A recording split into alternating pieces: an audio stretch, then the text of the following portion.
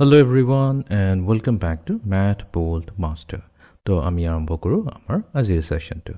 তো আমি কথা পাতি আছিলো ইউনিট 2 এংগলছ। তো আজি যিমানখিনি আমি টপিক শিকিলো তাৰে বেচিছত আমি এটা কুইজ কৰিম। তো এইটো হৈ গৈছে আমাৰ ফাৰ্ষ্ট কুইজ নম্বৰ 1। তো টোটাল 5টা কোৱেশ্চন আছে, তো এৰাউণ্ড 5 to 10 মিনিটছত কমপ্লিট হৈ যাব লাগে। ঠিক আছে, তো এতিয়া ফাৰ্ষ্ট কুৱেশ্চনটো হৈছে which term describes this figure. তো এই ফিগাৰটোত কি হ'ব পাৰে? এইটো 4টা অপশ্যন দিয়া আছে, এংগল হয়নে, লাইন ছেগমেণ্ট হয়নে, পইণ্ট হয়।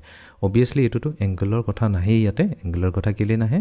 বিকজ এংগলৰ কাৰণে আমাক লাগে দুটা ৰে আৰু এটা ভাৰ্টেক্স পইণ্ট। ঠিক আছে, তো এইটো এংগল নহয়।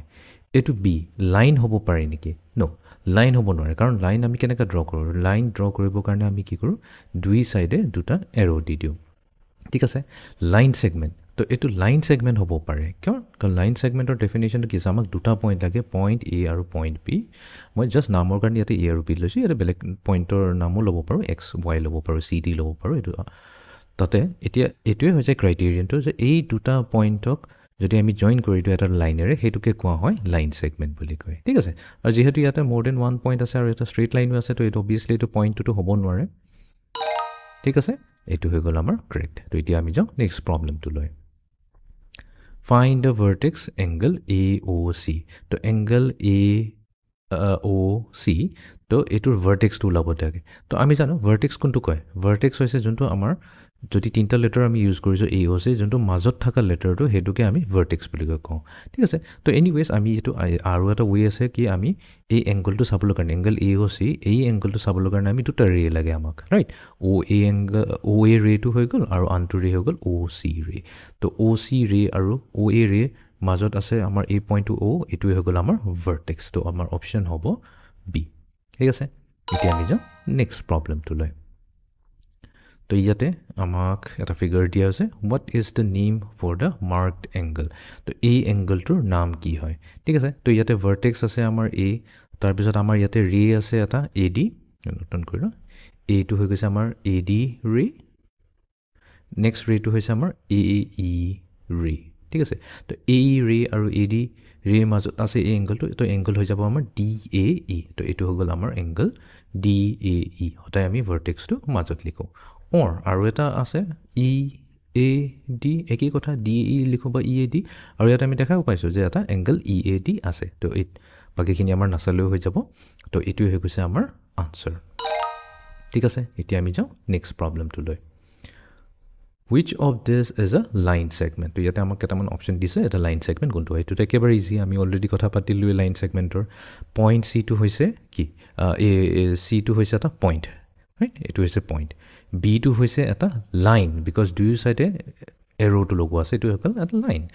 চিটো হৈছে এটা এংগল, কাৰণ ইয়াতে ভাৰ্টেক্স বিটো দি আছে আৰু দুটা ভাৰ্টেক্সৰ পৰা, ছেইম ভাৰ্টেক্সৰ পৰা দুটা ৰে ওলাইছে, তো এইটো এটা এংগল হয়।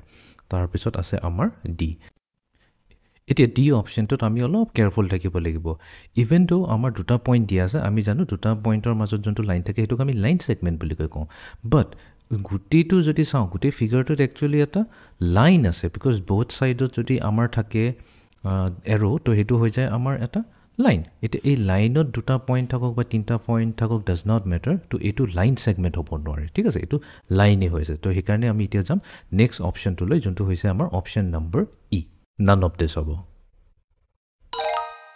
ঠিক আছে, সেইকেইটা কেতিয়াবা ডাইৰেক্টলি চাই পেলাই এইটো কৈ নিদিবা যে এইটোৱে হৈ গ'ল আমাৰ ৰে।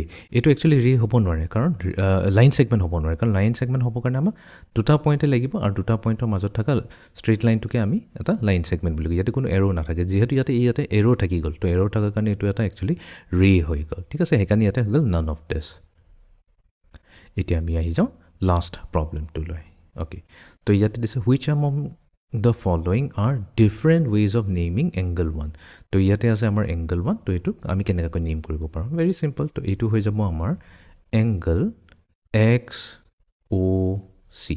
ঠিক আছে, এক্স অ' চি এটা হৈ গ'ল, অৰ আমি কি কৰিব পাৰোঁ? চি অ' এক্স। তো আমি অপশ্যনত চাই লওঁ। তো আমাৰ আছে এটা এক্স